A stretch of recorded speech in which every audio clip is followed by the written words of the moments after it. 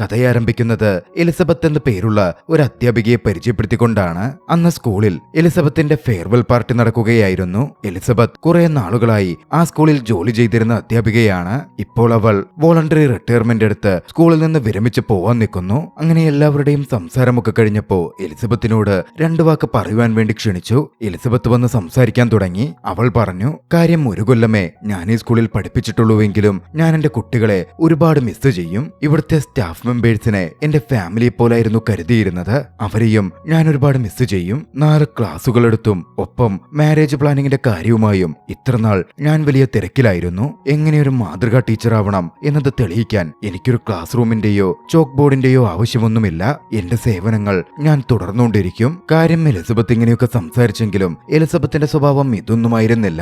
കുട്ടികളെ കണ്ടാൽ മുഖം തിരിച്ചു നടക്കും. സ്റ്റാഫിന്റെ ബർത്ത്ഡേ അടക്കം ആഘോഷിക്കുമ്പോൾ അതിൽ നിന്ന് എലിസബത്ത് വിട്ടുനിൽക്കും. എന്തിനേറെ പറയുന്നു, കള്ളുകുടിച്ചും കഞ്ചാവ് വലിച്ചുമൊക്കെയായിരുന്നു സ്കൂളിൽ അവർ വന്നിരുന്നത്. അന്ന് സ്കൂൾ വിട്ടിറങ്ങുമ്പോ അവർ വലിയ സന്തോഷത്തിലായിരുന്നു. കാറെടുത്ത് വേഗത്തിൽ പായിച്ചു. എന്തിനേറെ പറയുന്നു, സ്കൂൾ ബസ്സുമായി ഒരു ഘട്ടത്തിൽ ഇടിക്കേണ്ടത് പോലുമായിരുന്നു. പോയി തൊലയിനടാ എന്ന് പറഞ്ഞിട്ടാണ് അവിടെ നിന്ന് വേഗത്തിൽ അവൾ തന്റെ ലക്ഷറി കാർ ഓടിച്ചു പോയതുപോലും. കാർ ഓടിച്ച് അവളങ്ങനെ അവളുടെ സമ്പന്നനായ ഫിയാൻസി താമസിക്കുന്ന ഇടത്തേക്ക് എത്തിയതും ഫിയാൻസിയോട് വിളിച്ചു പറഞ്ഞ് ലൈംഗിക ബന്ധത്തിലേർപ്പെടുന്ന കാര്യമൊക്കെ പറഞ്ഞാണ് അവളുടെ വരവ്. അകത്തേക്ക് കയറിയതും ഫിയാൻസിയുടെ അമ്മയിരിക്കുന്ന കണ്ടതും അവളൊന്ന് അങ്കലാപ്പിലായി. എലിസബത്തിന്റെ സ്വഭാവവും ഉദ്ദേശവും ഫിയാൻസിയുടെ അമ്മയ്ക്ക് അത്യാവശ്യം ധാരണയുണ്ടായിരുന്നു. അവളുടെ ഫിയാൻസിയുടെ പേര് മാർക്ക് എന്നാണ്. മാർക്കിന്റെ അമ്മ എലിസബത്തിനെ ചോദ്യം ചെയ്യാൻ തുടങ്ങി. കഴിഞ്ഞ മാസം വളരെയധികം തുക മാർക്കിന്റെ അടുത്തു നിന്ന് വാങ്ങി എലിസബത്ത് ചിലവഴിച്ചിട്ടുണ്ട്. നീ ശരിക്കും ഇവനെ സ്നേഹിക്കുന്നുണ്ടോ അതോ ഇവന്റെ പണത്തെയാണോ സ്നേഹിക്കുന്നത് എന്ന മട്ടിലായിരുന്നു അമ്മയുടെ ചോദ്യം. എലിസബത്തിന് അത് കുറച്ചുകൊണ്ടു.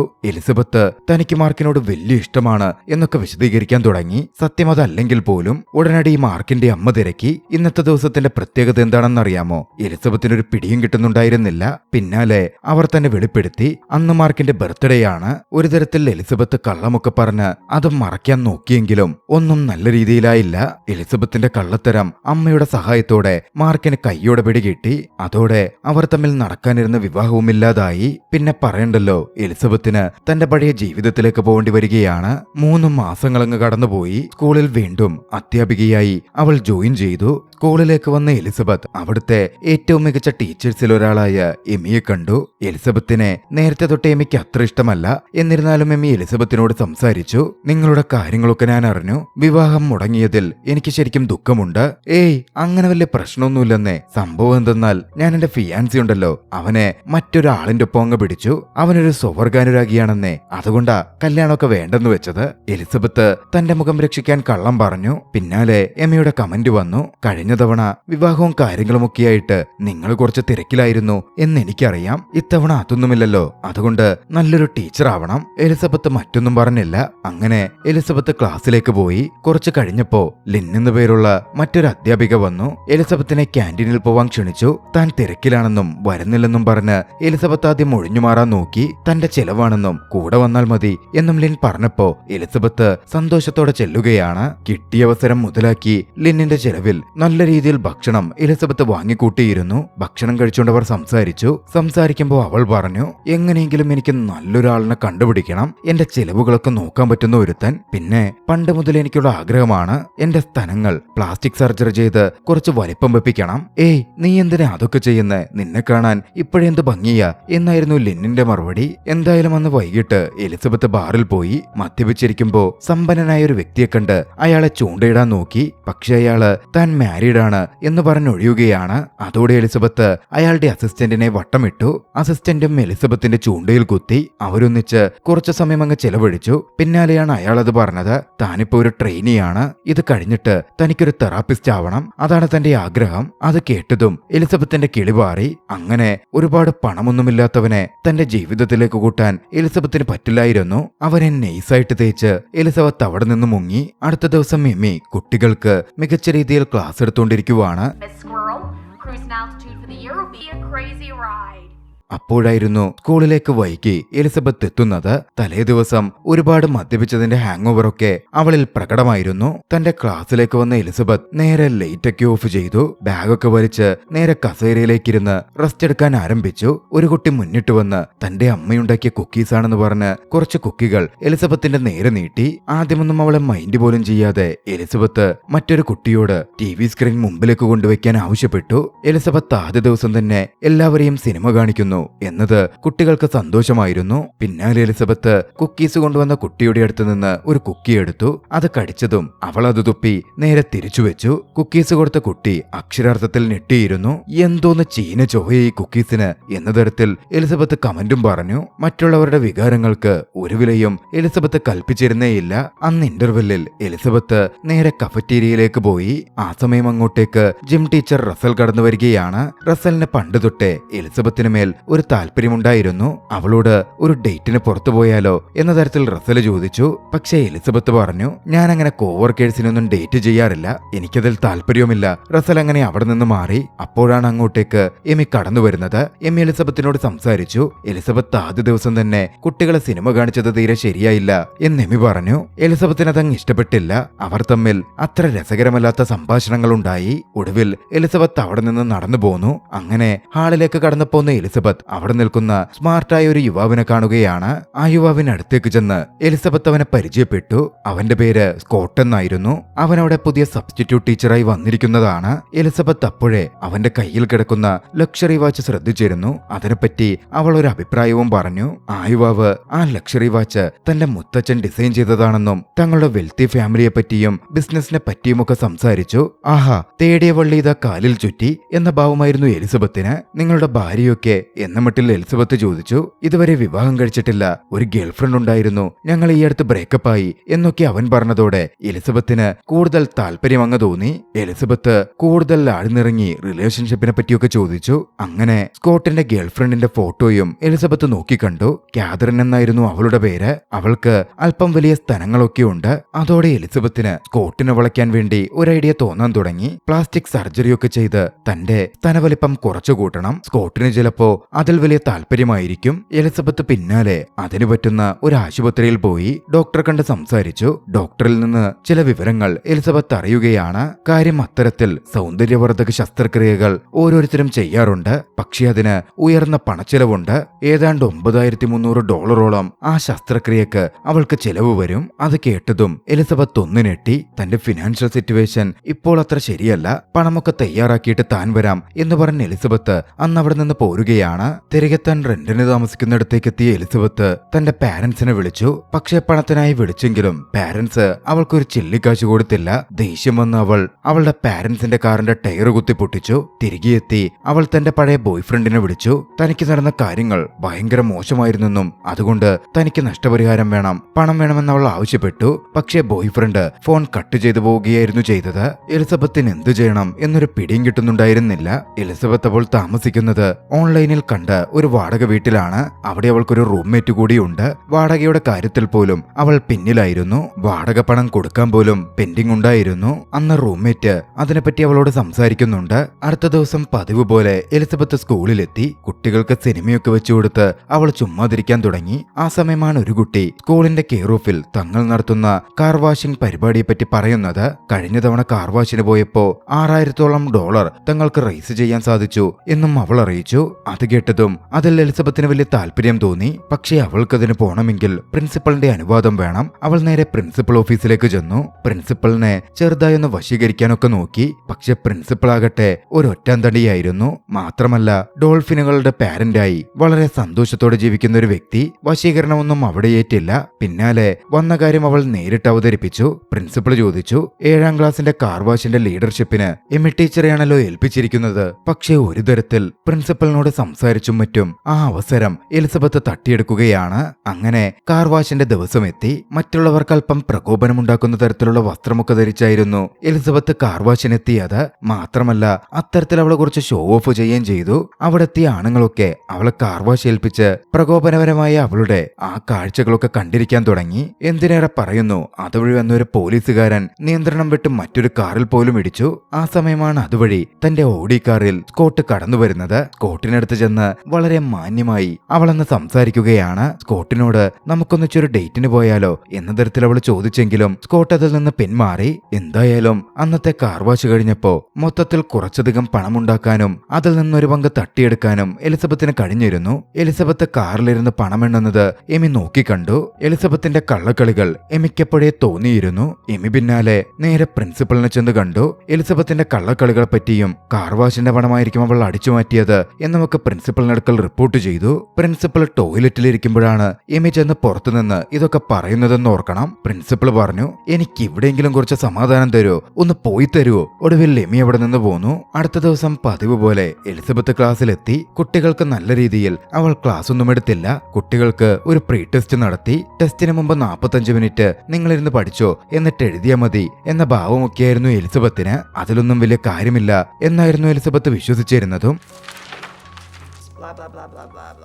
ഇതേസമയം മറുവശത്ത് എമിയാകട്ടെ കുട്ടികളെ നല്ല രീതിയിൽ സപ്പോർട്ട് ചെയ്തിരുന്നു. അന്ന് കഫറ്റീരിയയിൽ വെച്ച് എലിസബത്തും ലിന്നും നിൽക്കുമ്പോൾ സ്കോട്ട് അങ്ങോട്ടേക്ക് കടന്നു വന്നു. എലിസബത്തിനെയും ലിന്നിനെയും കണ്ട് സ്കോട്ട് സംസാരിച്ചു നിൽക്കാൻ തുടങ്ങി. എലിസബത്ത് ഒരു തരത്തിൽ ലിന്നിനെ അവിടെ നിന്ന് ഒഴിവാക്കാൻ ശ്രമിച്ചു. പക്ഷെ പിന്നാലെ എമി അങ്ങോട്ടേക്ക് കടന്നു വന്നു. എമിയും സ്കോട്ടും നിന്ന് സംസാരിക്കാൻ തുടങ്ങി. എലിസബത്തിന് അതങ്ങ് ഇഷ്ടപ്പെടുന്നില്ല. എമിയാകട്ടെ സ്കോട്ടിനടുക്കൽ എലിസബത്ത് ചെയ്യാൻ പോകുന്ന തനങ്ങളുടെ വലിപ്പം വർദ്ധിപ്പിക്കാനുള്ള ശസ്ത്രക്രിയയെപ്പറ്റി പറഞ്ഞു. എലിസബത്തിന് അത് തീരെ അങ്ങ് ഇഷ്ടമായി. സ്കോട്ടിന് മുമ്പിൽ താൻ കൊച്ചായ പോലെ അവൾക്ക് തോന്നി. അധികം വൈകാതെയായിരുന്നു PTA മീറ്റിംഗ് നടന്നത്. പാരന്റ്സ് എത്തി എലിസബത്തിനോട് സംസാരിച്ചു. സിനിമകൾ വെച്ചുള്ള അവളുടെ പഠിപ്പിക്കൽ അത്ര ശരിയായിട്ട് തോന്നുന്നില്ല എന്ന തരത്തിൽ പാരന്റ്സ് കംപ്ലൈന്റ് പറഞ്ഞു. എലിസബത്തിന്റെ മറുപടി കേൾക്കണം. പഠിപ്പിക്കാൻ ഒരുപാട് ടൂളുകൾ ഉപയോഗിക്കപ്പെടാറുണ്ട്. അതിൽ ഞാൻ വിദഗ്ധമായിട്ടാണ് സിനിമകൾ പഠിപ്പിക്കാൻ ഉപയോഗിക്കുന്നത്. നിങ്ങൾക്കറിയാമല്ലോ, മികച്ച കഴിവുകളുള്ളത് കൊണ്ടാണ് ഈ സ്കൂൾ എന്നെ ഈ പൊസിഷനിലേക്ക് ഹയർ ചെയ്തിരിക്കുന്നത്. ഞാൻ എന്റെ ഡ്യൂട്ടി നല്ല രീതിയിൽ ചെയ്യും. നിങ്ങളെല്ലാവരും നിങ്ങൾക്ക് വേണ്ടി തയ്യാറാക്കിയിരിക്കുന്ന ഭക്ഷണങ്ങൾ കഴിച്ചാലും. എലിസബത്ത് അതും പറഞ്ഞ് അവിടെ നിന്ന് വലിയാൻ ശ്രമിച്ചു. തയ്യാറാക്കി വെച്ചിരുന്ന ഭക്ഷണം എന്തെന്നല്ലേ, ഒരു ഗ്ലാസ് വെള്ളവും കുറച്ച് ബിസ്ക്കറ്റുകളും. എന്തായാലും PTA മീറ്റിംഗ് പിരിച്ചുവിട്ട് എലിസബത്ത് അവിടെ നിന്ന് മാറാൻ തുടങ്ങിയപ്പോ ഒരു പയ്യന്റെ അപ്പൻ അങ്ങോട്ടേക്ക് കടന്നു വന്നു. എലിസബത്തിന്റെ അടുത്തെത്തി അയാൾ പറഞ്ഞു, എന്റെ കുട്ടിയെ ഒന്ന് നന്നായി ശ്രദ്ധിക്കണം. പിന്നെ അയാൾ കുറച്ച് പണം അവളുടെ കയ്യിൽ ചുരുട്ടി കൊടുത്തു. ആഹാ, കൊള്ളാലോ പരിപാടി എന്ന് എലിസബത്തിന് തോന്നുകയാണ്. അതോടെ എലിസബത്ത് തന്നെ ഓരോ പാരന്റ്സിനെയും ചെന്ന് കണ്ട് കുട്ടികൾക്ക് പ്രൈവറ്റ് ട്യൂട്ടറിംഗ് കൊടുക്കാം എന്നൊക്കെ പറഞ്ഞ് കൺവിൻസ് ചെയ്യിച്ച് അവരുടെ അടുത്തുനിന്ന് പണം വാങ്ങാൻ തുടങ്ങി. ഇതൊക്കെ എമിക്ക് തീരെ ഇഷ്ടപ്പെടുന്നുണ്ടായിരുന്നില്ല. ഇതിനിടയിൽ എമിയും എലിസബത്തും തമ്മിലുള്ള പ്രശ്നങ്ങളും കുറച്ചധികം വർദ്ധിച്ചു വന്നു. എമിയും സ്കോട്ടും അടുക്കുന്നുണ്ടായിരുന്നു. സ്കോട്ടിന് എമി ഒരു ബുക്ക് ഗിഫ്റ്റ് ചെയ്തു. ആ ബുക്ക് കണ്ട സ്കോട്ടാകട്ടെ ഇതാണ് തന്റെ ഫേവറേറ്റ് ബുക്ക് എന്നും മറ്റും പറഞ്ഞ് ഒരുപാട് സംസാരിച്ചു. അവർ തമ്മിൽ ഒരു കണക്ഷൻ ഉടലെടുക്കുന്നുണ്ടായിരുന്നു. അങ്ങനെയിരിക്കെ ഒരു ദിവസം എലിസബത്ത് കാറിലിരുന്ന് കഞ്ചാവ് വലിച്ചുകൊണ്ടിരിക്കുവാണ്. അപ്പോഴാണ് ഒരു വിദ്യാർത്ഥി കുറച്ചധികം കുക്കീസുമായി വന്നത്. കുട്ടിയെ കണ്ടതും അവൾ ആ കഞ്ചാവ് മാറ്റി വെച്ചു. കുക്കീസ് കൊണ്ടുവന്ന കുട്ടിയോട്, ഇതെന്തിനാ നീ എനിക്ക് കൊണ്ടുവരുന്നേ, നീ എന്താ ഈ രാഷ്ട്രീയക്കാരെ പോലെ ഉടുപ്പ് ധരിക്കുന്നേ എന്നൊക്കെ പറഞ്ഞ് അവൾ കുട്ടിയെ പാടെ അവഗണിച്ച് അവിടെ നിന്ന് വണ്ടിയെടുത്തു പോയി. അങ്ങനെ ഇരിക്കെയാണ് ഒരു പാർട്ടി വന്നത്. സ്കൂളിലെ സ്റ്റാഫ്സ് ഒക്കെ പങ്കെടുത്തിരുന്നു. റസൽ എലിസബത്തിനടുത്തെത്തി വീണ്ടും ഒരു ശ്രമം നടത്തി. പക്ഷെ റസലിനെ ഒഴിവാക്കി എലിസബത്ത് പോയി സ്കോട്ടിനൊപ്പം ഡാൻസ് ചെയ്യുകയാണ്. പിന്നീട് എലിസബത്തും സ്കോട്ടും സംസാരിക്കുമ്പോ തനിക്ക് എമിയോടുള്ള പ്രണയ താല്പര്യത്തെപ്പറ്റി സ്കോട്ട് എലിസബത്തിനോട് പറഞ്ഞു. എലിസബത്തിന് അത് തീരെ ഇഷ്ടപ്പെട്ടില്ല. എലിസബത്ത് സ്കോട്ടിനൊരു പണി വെക്കാൻ തീരുമാനിച്ചു. എമി ഒരു സ്വവർഗാനുരാഗിയാണെന്നും അതുകൊണ്ട് അതിലൊന്നും കാര്യമില്ല എന്ന മട്ടിലും എലിസബത്ത് സ്കോട്ടിനടുക്കൽ പറഞ്ഞു. പിന്നാലെ അവിടെ നിന്ന് തിരികെ വന്ന് റസലിന്റെയും ലിനിന്റെയും അടുത്തേക്ക് പോയി. അവരൊന്നിച്ച് അന്ന് കഞ്ചാവും മറ്റും ഉപയോഗിച്ചു. ശേഷം അവർ അന്ന് തിരികെ പോകുമ്പോ ലിനിന്റെ അടുത്ത് നിന്ന് എലിസബത്ത് ഒരു കാര്യം കേട്ടു. സ്റ്റേറ്റ് എക്സാമിൽ ഏത് ക്ലാസ് റൂമിനാണോ കൂടുതൽ മാർക്ക് കിട്ടുന്നത് ആ കുട്ടികളുടെ ടീച്ചറിന് ഒരു സ്പെഷ്യൽ ബോണസ് കിട്ടും. $5700 ഉണ്ടാകും. കൊള്ളാലോ എന്ന് എലിസബത്തിന് തോന്നി. അടുത്ത ദിവസം മുതൽ സ്കൂളിലെത്തിയ എലിസബത്ത് കുട്ടികളെ കനത്ത രീതിയിൽ പഠിപ്പിക്കാൻ തുടങ്ങി. പക്ഷേ വൈകാതെ ടെസ്റ്റ് എത്തും. എലിസബത്ത് ആണെങ്കിൽ ഒരുപാട് വൈകിയും പോയി. സ്പീഡിൽ പഠിപ്പിച്ചിട്ട് കുട്ടികൾക്കൊന്നും തലയിൽ കയറുന്നുണ്ടായിരുന്നില്ല. എലിസബത്തിന്റെ പ്രതീക്ഷയ്ക്കൊത്ത് കുട്ടികൾ ടെസ്റ്റിലൊന്നും ഉയരുന്നുമില്ല. എലിസബത്ത് ആകെ നിരാശയിലാണ്ടു. ഈ കാലയളവിൽ എമിയും സ്കോട്ടും അടുപ്പത്തിലാവുകയും ഡേറ്റ് ചെയ്യാൻ ആരംഭിക്കുകയും ചെയ്തു. തന്റെ ക്ലാസ് കുട്ടികൾക്ക് മാർക്ക് കൂടുതൽ കിട്ടാൻ അങ്ങനൊന്നും ചെയ്താൽ പറ്റില്ല പറ്റില്ല എന്ന് മനസ്സിലാക്കിയ എലിസബത്ത് ഒരു ജേർണലിസ്റ്റിന്റെ വേഷം ധരിച്ച് എക്സാമിനേഷൻ നടത്തുന്ന അതിന്റെ ആൻസർ കീയും മറ്റും സൂക്ഷിക്കുന്ന ഒരു പ്രധാന വ്യക്തിയെ വളച്ചെടുത്തു. അയാളെ വശീകരിച്ച് കൂട്ടിക്കൊണ്ടുപോയി അയാളുടെ ഓഫീസിലെത്തിച്ച് അവൾ അയാളുടെ ഭക്ഷണത്തിൽ മയക്കുമരുന്ന് കലർത്തി അവിടെ നിന്ന് വിദഗ്ധമായി വരുന്ന ടെസ്റ്റിന്റെ ആൻസർ കീ മോഷ്ടിച്ചെടുത്തു. പിന്നീട് ഒരു മാസ കാലയളവിന് ശേഷം സ്റ്റേറ്റ് എക്സാം റിസൾട്ട് വന്നു. എലിസബത്തിന്റെ ക്ലാസ്സിലെ കുട്ടികൾക്കായിരുന്നു ഹൈയസ്റ്റ് സ്കോർ കിട്ടിയത്. അങ്ങനെ എലിസബത്തിന് ബോണസ് കിട്ടുകയും ചെയ്തു. അങ്ങനെ എലിസബത്തിന്റെ കയ്യിൽ ശസ്ത്രക്രിയയ്ക്കുള്ള പണമായി. ഡോക്ടറെ കണ്ട് എലിസബത്ത് പണമടച്ച് ശസ്ത്രക്രിയയുടെ ഡേറ്റ് വരെ ബുക്ക് ചെയ്തു. പിന്നാലെ സ്കൂളിലേക്ക് എത്തിയ അവൾ ഒരു വിവരമറിയുകയാണ്. വൈകാതെ കുട്ടികൾക്കായി ഒരു ഫീൽഡ് ട്രിപ്പ് വരുന്നുണ്ടായിരുന്നു. സ്കോട്ടും എമിയുമാണ് അത് നയിക്കാൻ പോകുന്നത് എന്ന വിവരമായിരുന്നു അവൾക്ക് കിട്ടിയത്. എലിസബത്തിന് അതങ്ങ് ഇഷ്ടപ്പെട്ടില്ല. എമിക്കൊരു പണി കൊടുക്കാൻ തീരുമാനിച്ച എലിസബത്ത് എമി കഴിക്കാനുള്ള ആപ്പിളിൽ അലർജിക്ക് കാരണമാകുന്ന ചില മരുന്നുകൾ തേച്ചു. ആ ആപ്പിൾ കഴിച്ചതും എമിയുടെ മുഖത്ത് മുഴുവൻ അലർജി പാടുകൾ വന്നു. ഫീൽഡ് ട്രിപ്പിന് എമിക്ക് പോവാൻ പറ്റാത്ത അവസ്ഥയായി. അങ്ങനെ ആ അവസരം എലിസബത്തിന് വന്നെത്തുകയാണ്. ആ ഫീൽഡ് ട്രിപ്പിൽ സ്കോട്ടിനെ വശീകരിക്കാനും തന്റെ ബെഡ്റൂമിലേക്ക് എത്തിക്കാനും എലിസബത്തിന് കഴിഞ്ഞു. വിദഗ്ധമായി എലിസബത്ത് അവിടെ നടക്കുന്ന കാര്യങ്ങൾ എമിയെ കേൾപ്പിക്കാനും അവർ തമ്മിൽ അകലമുണ്ടാക്കാനും വേണ്ടി എമിയെ കോൾ ചെയ്തു. ശബ്ദങ്ങളും മറ്റും എമി കേൾക്കുകയും ചെയ്തിരുന്നു. പക്ഷേ അന്ന് സ്കോട്ടിനൊപ്പം സമയം ചെലവഴിച്ചപ്പോ സ്കോട്ട് തനിക്ക് പറ്റിയ ആളെയല്ല എന്ന് എലിസബത്ത് തിരിച്ചറിയുക കൂടി ചെയ്തു. അങ്ങനെ ഫീൽഡ് ട്രിപ്പിൽ മറ്റൊരു പ്രശ്നം കൂടി സംഭവിച്ചു. ഒരു പയ്യൻ തനിക്ക് പ്രണയ താല്പര്യമുള്ള ഒരു വ്യക്തിയോട്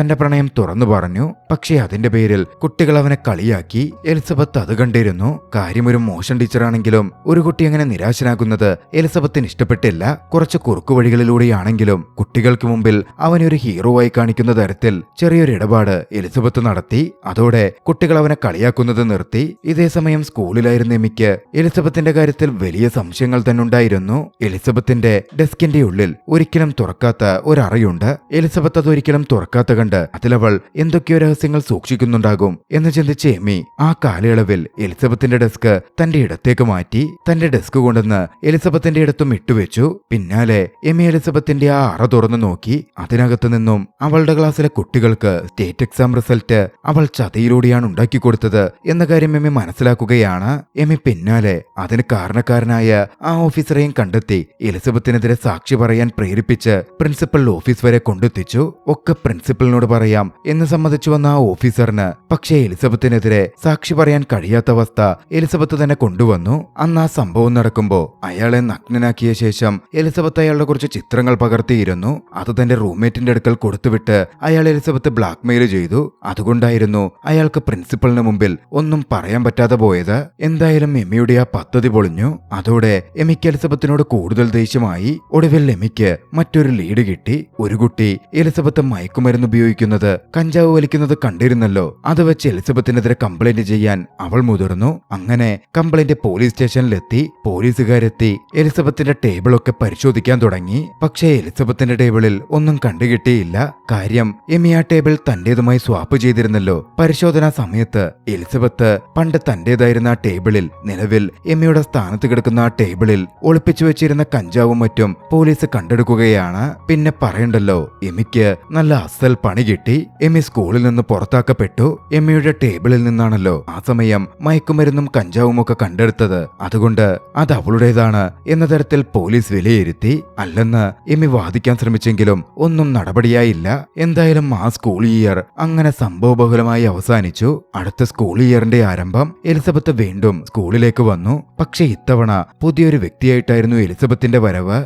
തന്റെ പണത്തോടുള്ള ആർത്തിയും മെറ്റീരിയലിസ്റ്റിക് ഗോളുകളുമൊക്കെ എലിസബത്ത് പാടുപേക്ഷിച്ചിരുന്നു. തനിക്ക് പറ്റിയ വ്യക്തി ജിം ടീച്ചർ റസലാണെന്ന് മനസ്സിലായി. ജിം ടീച്ചർ റസലിനോട് തന്റെ പ്രണയം പറയാൻ എലിസബത്ത് തീരുമാനിച്ചിരുന്നു. റസലിനടുത്തെത്തി റസലിനോട് പ്രണയം പറയുകയും അവനെ ചുംബിക്കുകയും ചെയ്തു. ഇത്തവണ സ്കൂളിൽ എലിസബത്തിന് പുതിയൊരു സ്ഥാനമായിരുന്നു ഉണ്ടായിരുന്നത്. എന്തെന്നല്ലേ, ഗൈഡൻസ് കൗൺസിലർ. തന്റെ ജോലി നല്ല രീതിയിൽ ചെയ്യണം എന്ന് എലിസബത്ത് തീരുമാനിച്ചു. മുമ്പ് ഒരു കുട്ടി കഷ്ടത്തിലായിരുന്നപ്പോൾ കുറച്ച് കുറുക്കുവഴിയിലൂടെയാണെങ്കിലും അവനെ സപ്പോർട്ട് ചെയ്ത് സഹായിച്ച് മറ്റു കുട്ടികൾക്കിടയിൽ അവനെ ഹീറോ ആക്കിയതാണല്ലോ എലിസബത്ത്. എലിസബത്തിന് അത് കഴിയുമെന്ന് നമുക്കങ്ങ് ഉറപ്പിക്കാം. എന്തായാലും നല്ലൊരു വ്യക്തിയാകാൻ ഒരു രണ്ടാം അവസരം എല്ലാവർക്കും വേണമല്ലോ. എലിസബത്തിനും അത് കിട്ടിയെന്ന് കരുതാം. ആ ദൃശ്യങ്ങളോടെ രസകരമായ ചലച്ചിത്രം അവസാനിക്കുന്നു. നിങ്ങൾക്ക് ഈ കഥ ഇഷ്ടമായെങ്കിൽ വീഡിയോ ലൈക്ക് ചെയ്യുക. അഭിപ്രായങ്ങളും നിർദ്ദേശങ്ങളും കമന്റുകളിൽ രേഖപ്പെടുത്തുക. കഴിയുമെങ്കിൽ ചാനൽ സബ്സ്ക്രൈബ് ചെയ്തും കൂട്ടുകാർക്കൊക്കെ ഷെയർ ചെയ്തു കൊടുത്തും ഞങ്ങളെ സപ്പോർട്ട് ചെയ്യൂ. അടുത്ത എപ്പിസോഡിൽ മറ്റൊരു മികച്ച ചലച്ചിത്രവുമായി നമുക്ക് കണ്ടുമുട്ടാം. അതുവരെ ബൈ.